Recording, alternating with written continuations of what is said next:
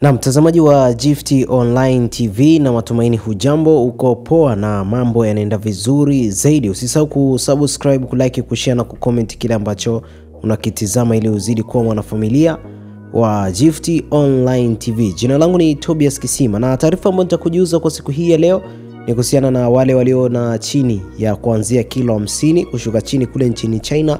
Wameweza kuambiwa kwamba wasitoke ndani kutokana na upepo ambao unazidi kuendelea kule nchini China, ambapo serikali nchini China imetoa wito kwa wakazi wa kaskazini mwa nchi hiyo walio na uzito wa chini ya kilo 50 kujifungia ndani ya nyumba, huku wakionya kuwa wanaweza kupeperushwa kwa urahisi na upepo mkali unaovuma katika eneo hilo. Na shirika la habari la Reuters limeripoti siku ya Jumatatu April 14 kuwa mamlaka ya hali ya hewa ya China imetoa tahadhari mara 5 juu ya dhoruba hiyo katika kipindi cha wiki mbili zilizopita, yani siku mbili zilizopita, Jumamosi na Jumapili, ambapo upepo, mvua, theluji na radi zimekuwa zikipiga eneo la kaskazini mwa nchi hiyo. Na kwa mujibu wa mamlaka hiyo, upepo unaopuliza umefikia kiwango cha 13.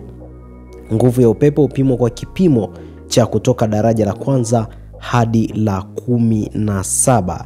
Na kwa mujibu wa mamlaka hiyo ya hali ya hewa China, upepo wa daraja la 11 unaweza kusababisha uharibifu mkubwa kwenye miundombinu na maisha ya watu, huku wa daraja la 12 ukileta uharibifu wa kiwango cha juu kabisa.